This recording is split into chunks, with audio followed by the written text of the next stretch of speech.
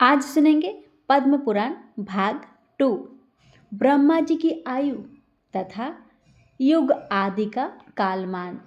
भगवान वराह द्वारा पृथ्वी का रसातल से उद्धार और ब्रह्मा जी के द्वारा रचे हुए विविध संग्रहों का वर्णन। पुलस्त्य जी कहते हैं, राजन, ब्रह्मा जी सर्वज्ञ एवं साक्षात नारायण के स्वरूप है। वे उपचार से आरोप द्वारा ही उत्पन्न हुए कहलाते हैं। वास्तव में तो वे नित्य ही है। अपने निजी मान से उनकी आयु 100 वर्ष की मानी गई है। वह ब्रह्मा जी की आयु पर कहलाती है। उसके आधे भाग को पारध कहते हैं। 15 नैमिष की एक काष्ठा होती है। 30 काष्ठाओं की एक कला और 30 कलाओं का एक मुहूर्त होता है। 30 मुहूर्त के काल को मनुष्य का एक दिन रात माना गया है। 30 दिन रात का एक मास होता है। एक मास में 2 पक्ष होते हैं। 6 महीनों का एक अयन और 2 अयनों का एक वर्ष होता है। अयन 2 है, दक्षिणायन और उत्तरायण। दक्षिणायन देवताओं की रात्रि है और उत्तरायण उनका दिन है। देवताओं के 12,000 वर्ष के 4 युग होते हैं, जो क्रमशः सतयुग, त्रेता, द्वापर और कलयुग के नाम से प्रसिद्ध है। अब इन युगों का वर्ष विभाग सुनो। पुरातत्व के ज्ञाता विद्वान पुरुष कहते हैं कि सतयुग आदि का परिमाण क्रमशः 4, 3, 2 और 1000 दिव्य वर्ष है। प्रत्येक युग के आरंभ में उतने ही 100 वर्षों की संध्या कही जाती है और युग के अंत में संध्यांश होता है। संध्यांश का मान भी उतना ही है जितना संध्या का। नृपश्रेष्ठ, संध्या और संध्यांश के बीच का जो समय है उसी को युग समझना चाहिए। वही सतयुग और वही त्रेता आदि के नाम से प्रसिद्ध है। सतयुग, त्रेता, द्वापर और कलयुग ये सब मिलकर चतुर्युग कहलाते हैं। ऐसे 1000 चतुर्युगों को ब्रह्मा का एक दिन कहा जाता है। राजन, ब्रह्मा के एक दिन में 14 मनु होते हैं।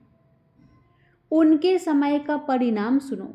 सप्तऋषि देवता इंद्र, मनु और मनु के पुत्र ये एक ही समय में उत्पन्न होते हैं तथा अंत में साथ ही साथ इनका संहार भी होता है। 71 चतुर्युग से कुछ अधिक काल का एक मनवंतर होता है। यही मनु और देवताओं आदि का समय है। इस प्रकार दिव्य वर्ष गणना के अनुसार 8,52,000 वर्षों का एक मनवांतर होता है। महामते, मानव वर्षों से गणना करने पर मनवंतर का कालमान पूरे 30,67,20,000 वर्ष होता है। इससे अधिक नहीं। इस काल को 14 गुना करने पर ब्रह्मा के एक दिन का मान होता है। उसके अंत में नैमित्तिक नाम वाला ब्रह्मा प्रलय होता है। उस समय भूलोक, भूलोक और स्वर्गलोक संपूर्ण त्रिलोकी दग्ध होने लगती है और महालोकों में निवास करने वाले पुरुष आँच से संतप्त होकर जनलोक में चले जाते हैं। दिन के बराबर ही अपनी रात बीत जाने पर ब्रह्मा जी पुनः संसार की सृष्टि करते हैं। इस प्रकार पक्ष, मास आदि के क्रम से धीरे धीरे ब्रह्मा जी का 1 वर्ष व्यतीत होता है तथा इसी क्रम से उनके 100 वर्ष भी पूरे हो जाते हैं। 100 वर्ष ही उन महात्मा की पूरी आयु है। भीष्म जी ने कहा, महामुने, कल्प के आदि में नारायण संज्ञक भगवान ब्रह्मा ने जिस प्रकार संपूर्ण भूतों की सृष्टि की उसका आप वर्णन कीजिए। पुलस्त्य जी ने कहा, राजन, सबकी उत्पत्ति का कारण और अनादि भगवान ब्रह्मा जी ने जिस प्रकार प्रजा वर्ग की सृष्टि की वह बताता हूँ, सुनो। जब पिछले कल्प का अंत हुआ उस समय रात्रि में सोकर उठने पर सत्व गुण के उद्देश्य के युक्त प्रभु ब्रह्मा जी ने देखा कि संपूर्ण लोक सूना हो रहा है। तब उन्होंने यह जानकर कि पृथ्वी एकावर्ण के जल में डूब गई है, और इस समय पानी के भीतर ही स्थित है। उसको निकालने की इच्छा से कुछ देर तक विचार किया, फिर वे यज्ञमयी वराह का स्वरूप धारण करके जल के भीतर प्रविष्ट हुए। भगवान को पाताल में आया देखकर पृथ्वी देवी भक्ति से विनम्र हो और उनकी स्तुति करने लगी। पृथ्वी बोली, भगवान आप सर्वभूत स्वरूप परमात्मा हैं, आपको बारंबार नमस्कार करती हूँ। आप इस पाताल लोक से मेरा उद्धार कीजिए। पूर्व काल में आपसे ही उत्पन्न हुए थे। परमात्मन आपको नमस्कार है, आप सबके अंतर्यामी हैं, आपको प्रणाम है। प्रधान कारण और व्यक्त कार्य आपके ही स्वरूप है, काल भी आप ही है, आपको नमस्कार है। प्रभु जगत की सृष्टि आदि के समय आप ही ब्रह्मा विष्णु और रुद्र रूप धारण करके संपूर्ण भूतों की उत्पत्ति, पालन और संहार करते हैं। यद्यपि आप इन सबसे परे हैं। मुमुक्षु पुरुष आपकी आराधना करके मुक्त हो पर ब्रह्मा परमात्मा को प्राप्त हो गए। भला आप वासुदेव की आराधना किए बिना कौन मोक्ष पा सकता है? जो मन से ग्रहण करने योग्य नेत्र आदि इंद्रियों द्वारा अनुभव करने योग्य तथा बुद्धि द्वारा विचारणीय है, वह सब आप ही का रूप है। आप ही मेरे उपादान हैं, आप ही आधार है, आपने ही मेरी सृष्टि की है तथा मैं आप ही की शरण में हूँ। इसलिए इस जगत के लोग मुझे माधवी कहते हैं। पृथ्वी ने जब इस प्रकार स्तुति की, तब उन परम कांतिमान भगवान धरणीधर ने घर घर स्वर्ग में गर्जना की। सामवेद ही उनकी उस ध्वनि के रूप में प्रकट हुआ। उनके नेत्र खिले हुए कमल के समान शोभा पा रहे थे तथा शरीर कमल के पत्ते के समान श्याम रंग का था। उन महावरा रूपधारी भगवान ने पृथ्वी को अपनी दांतों पर उठा लिया और रसातल से ऊपर की ओर उठे। उस समय उनके मुख से निकली हुई सांस के आघात से उछले हुए उस प्रलयकालीन जल ने जनलोकों में रहने वाले सनंदन आदि मुनियों को भिगोकर निष्पाप कर दिया। निष्पाप तो वे पहले ही थे, उन्हें और भी पवित्र बना दिया। भगवान महावराह का उदर जल से भीगा हुआ था। जिस समय वे अपने वेदमयी शरीर को कपाते हुए पृथ्वी को लेकर उठने लगे, उस समय आकाश में स्थित महर्षिगण उनकी स्तुति करने लगे। ऋषियों ने कहा, जनेश्वर के भी परमेश्वर केशव, आप सबके प्रभु हैं। गदा शंख उत्तम खड़ग और चक्र धारण करने वाले हैं। सृष्टि पालन और संहार के कारण तथा ईश्वर भी आप ही है। जिसे परम पद कहते हैं वह भी आपसे भिन्न नहीं है। प्रभु आपका प्रभाव अतुलनीय है। पृथ्वी और आकाश के बीच जितना अंतर है वह सब आपके ही शरीर से व्याप्त है। इतना ही नहीं, यह संपूर्ण जगत भी आपसे व्याप्त है। भगवान आप इस विश्व का हित साधन कीजिए। जगदीश्वर एकमात्र आप ही परमात्मा है, आपके सिवा दूसरा कोई नहीं है। आपकी ही महिमा है जिससे यह चराचर जगत व्याप्त हो रहा है। यह सारा जगत ज्ञान स्वरूप है, तो भी अज्ञानी मनुष्य इसे पदार्थ रूप देखते हैं, इसलिए उन्हें संसार समुद्र में भटकना पड़ता है। परंतु परमेश्वर विज्ञान वेता है, जिनका अंत कारण शुद्ध है। वे समस्त संसार को ज्ञानमय ही देखते हैं, आपका स्वरूप ही समझते हैं। सर्वभूत स्वरूप परमात्मन आप प्रसन्न होइए, आपका स्वरूप प्रेमई है। प्रभु भगवान आप सबके उद्धव के लिए इस पृथ्वी का उद्धार एवं संपूर्ण जगत का कल्याण कीजिए। राजन सनकादिक मुनि जब इस प्रकार स्तुति कर रहे थे, उस समय पृथ्वी को धारण करने वाले परमात्मा महावराह शीघ्र ही इस वसुंधरा को ऊपर उठा लाए और उसे महासागर के जल पर स्थापित किया। उस जल राशि के ऊपर यह पृथ्वी एक बहुत बड़ी नौका की भांति स्थित हुई। तत्पश्चात भगवान ने पृथ्वी की कई विभाग करके 7 द्वीपों का निर्माण किया तथा भूलोक, भूरलोक, स्वरलोक और महरलोक, इन चारों लोकों की पूर्वक कल्पना की तदंतर ब्रह्मा जी ने भगवान से कहा, प्रभु, मैंने इस समय जिन प्रधान प्रधान असुरों को वरदान दिया है उनको देवताओं की भलाई के लिए आप मार डाले। मैं जो सृष्टि रचूंगा उनका आप पालन करें। उनके ऐसा कहने पर भगवान विष्णु तथास्तु कहकर चले गए और ब्रह्मा जी ने देवता आदि प्राणियों की सृष्टि प्रारंभ की। महतत्व की उत्पत्ति को ही ब्रह्मा की प्रथम सृष्टि समझना चाहिए। तन्मात्राओं का अभिभार्य दूसरी सृष्टि है, उसे भूत सर्ग भी कहते हैं। वैकारिक अर्थात स्वास्तिक अहंकार से जो इंद्रियों की उत्पत्ति हुई है वह तीसरी सृष्टि है, उसी का दूसरा नाम इंद्रिय सर्ग है। इस प्रकार यह प्राकृतिक सर्ग है जो अबुद्धिपूर्वक उत्पन्न हुआ है। चौथी सृष्टि का नाम मुख्य सर्ग, पर्वत और वृक्ष आदि अस्थावर वस्तुओं को मुख्य कहते हैं। तुल्यक स्रोत कहकर जिनका वर्णन किया गया है वे पशु पंछी कीट पतंग आदि ही पांचवी सृष्टि के अंतर्गत है। उन्हें त्रियक योनि भी कहते हैं।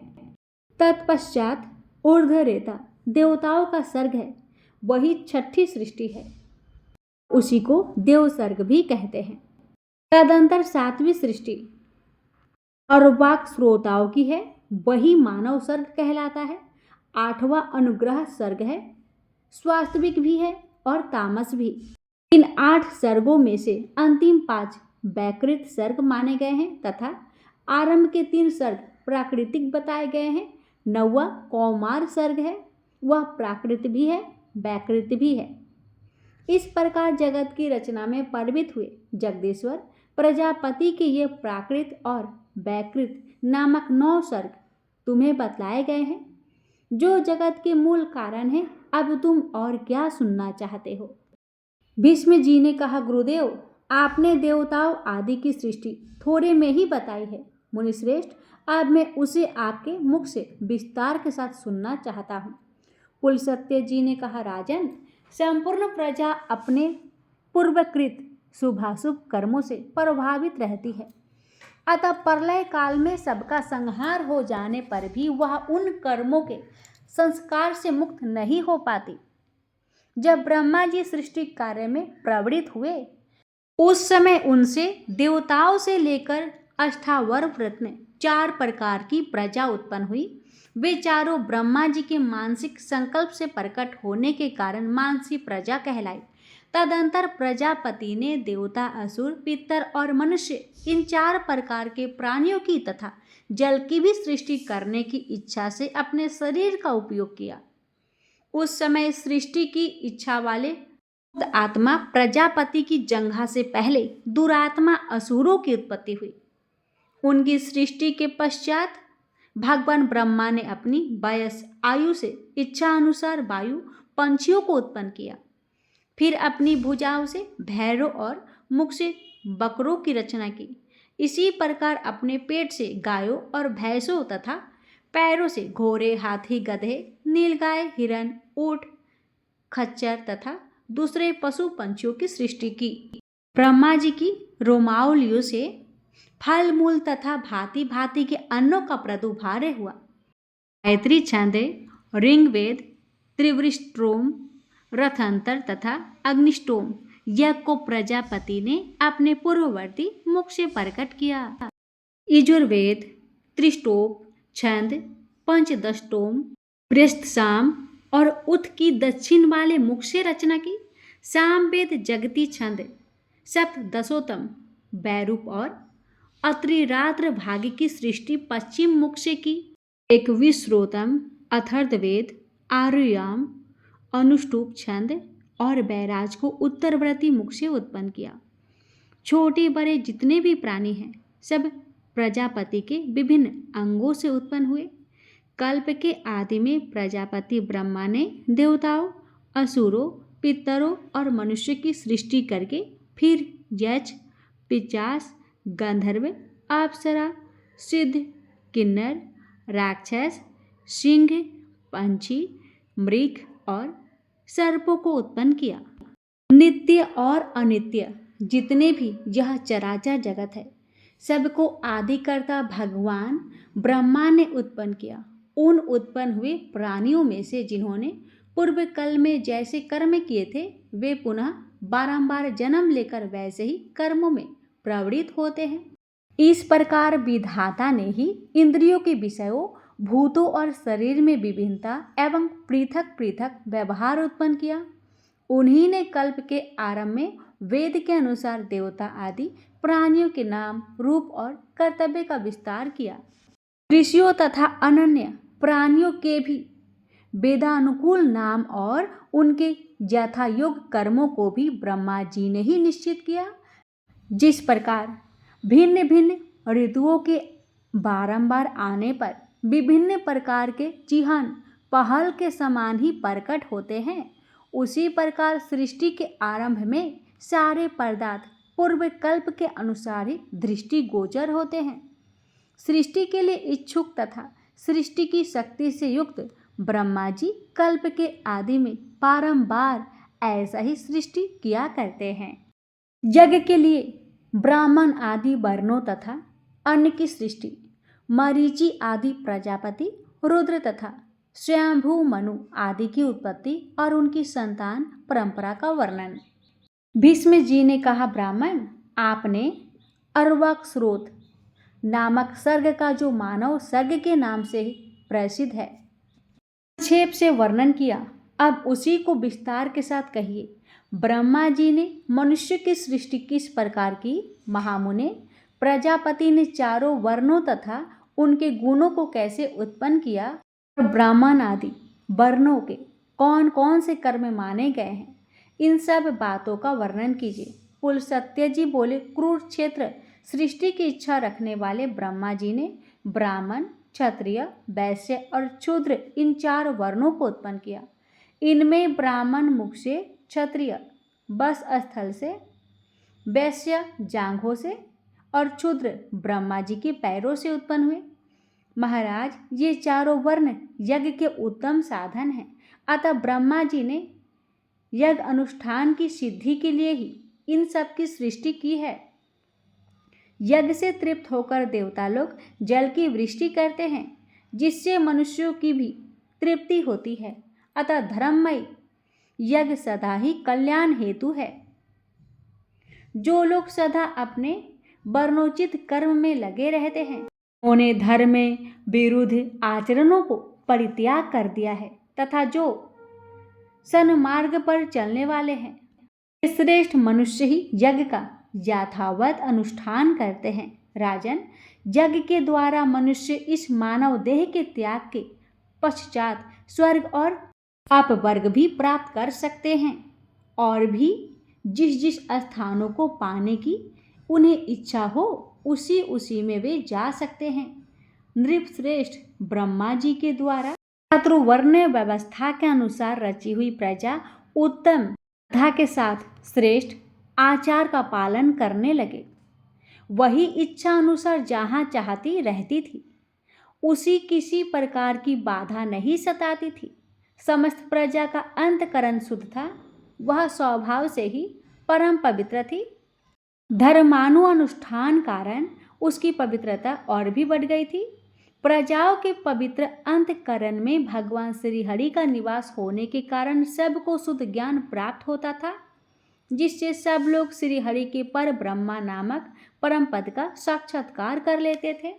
तदंतर प्रजा जीविका के साधन उद्योग, धंधे और खेती आदि का काम करने लगे। धान, जौ, गेहूं, छोटे धान्य, तिल, कगनी, ज्वार, कोदो, चेना, उड़द, मूंग, मसूर, मटर, कुल्थी, अरहर, चना और सन, ये 17 ग्रामीण अन्नों की जातियां हैं। ग्रामीण और जंगली दोनों प्रकार के मिलाकर 14 अन्न यज्ञ के उपयोग में आने वाले माने गए हैं।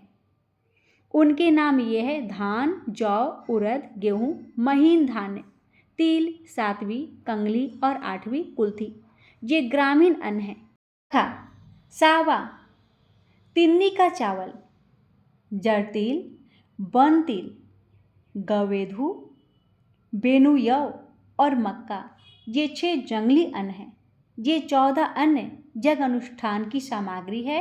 यज्ञ की इनकी उत्पत्ति का प्रधान हेतु है।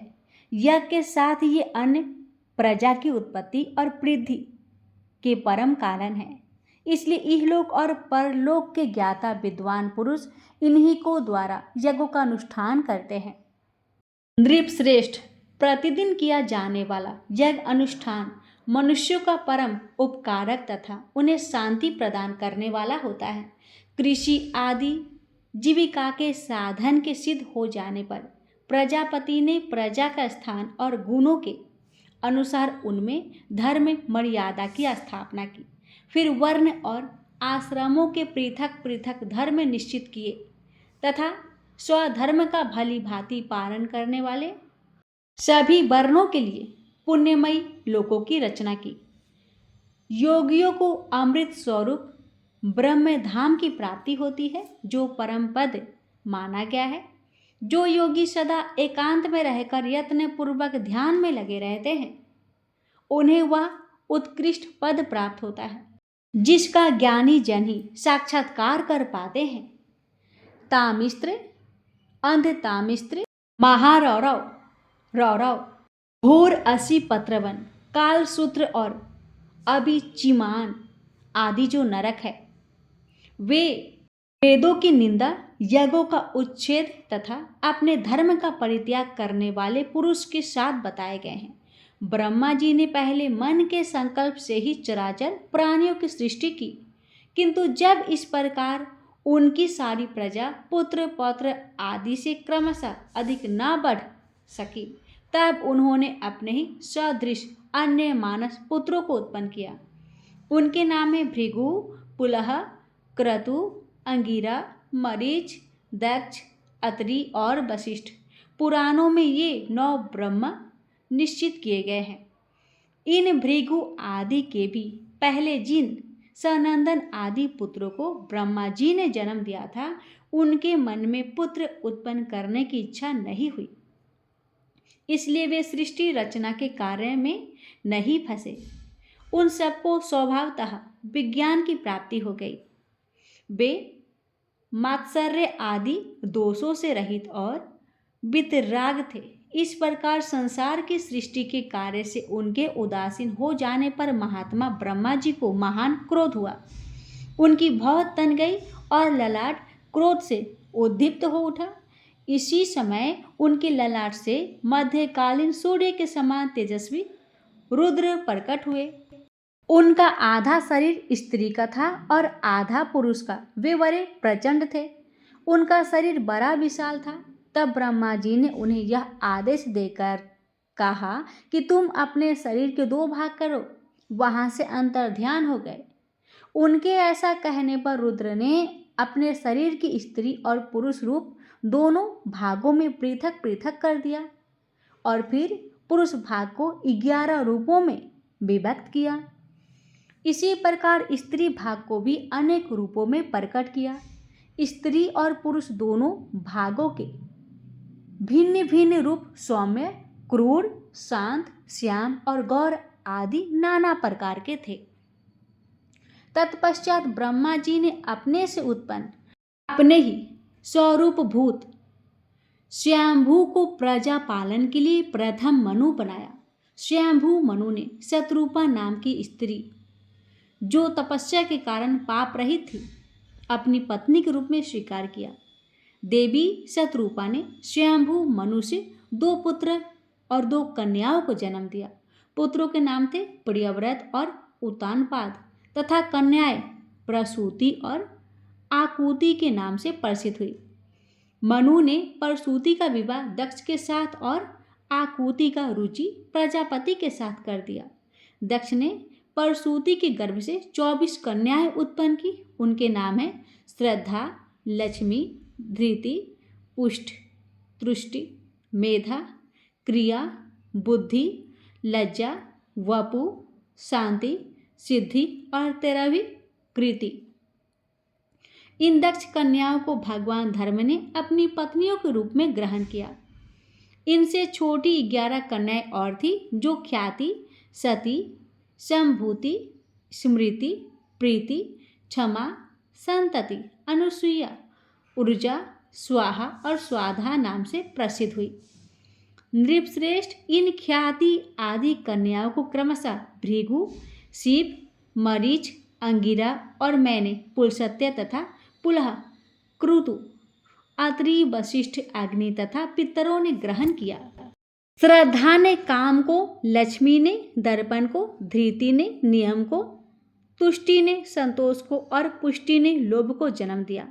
मेधा ने श्रुत को, क्रिया ने दंड, नय और विनय को, बुद्धि ने बोध को, लज्जा ने विनय को, बपु ने अपने पुत्र व्यवसाय को, शांति ने क्षेम को, सिद्धि ने सुख को और कीर्ति ने यश को उत्पन्न किया। ये ही धर्म के पुत्र हैं। काम से उसकी पत्नी नंदी ने हर्ष नामक पुत्र को जन्म दिया, यह धर्म का पौत्र था। भृगु की पत्नी ख्याति ने लक्ष्मी को जन्म दिया, जो देवाधिदेव भगवान नारायण की पत्नी है। भगवान रुद्र ने दक्ष सुता सती को पत्नी रूप में ग्रहण किया, जिन्होंने अपने पिता पर खींचकर शरीर त्याग दिया। धर्म की स्त्री का नाम हिंसा है। उसने अनृत नामक पुत्र और निकृति नाम वाली कन्या की उत्पत्ति हुई। फिर उन दोनों ने भय और नरक नामक पुत्र और माया तथा वेदना नाम की कन्याओं को उत्पन्न किया। माया भय की और वेदना नरक की पत्नी हुई। उनमें से माया ने समस्त प्राणियों का संहार करने वाले मृत्यु नामक पुत्र को जन्म दिया और वेदना से नरक के अंश से दुख की उत्पत्ति हुई। फिर मृत्यु से व्याधि, जरा, शोक, तृष्णा और क्रोध का जन्म हुआ। ये सभी अधर्म स्वरूप है और दुख उत्तर नाम से प्रसिद्ध है। इनके ना कोई स्त्री है और ना पुत्र। ये सब के सब नैष्ठिक ब्रह्मचारी है। राजकुमार भीष्म ये ब्रह्मा जी के रौद्र रूप है और ये ही संसार के नित्य प्रलय में कारण होता है। भक्तों, पद्म पुराण की दूसरी भाग की कथा यहीं पर समाप्त हुई और इसकी आगे की कथा तीसरी भाग में अवश्य सुनिएगा। लक्ष्मी नारायण भगवान की कृपा आप सभी भक्तों पर सदा सर्वदा बनी रहे।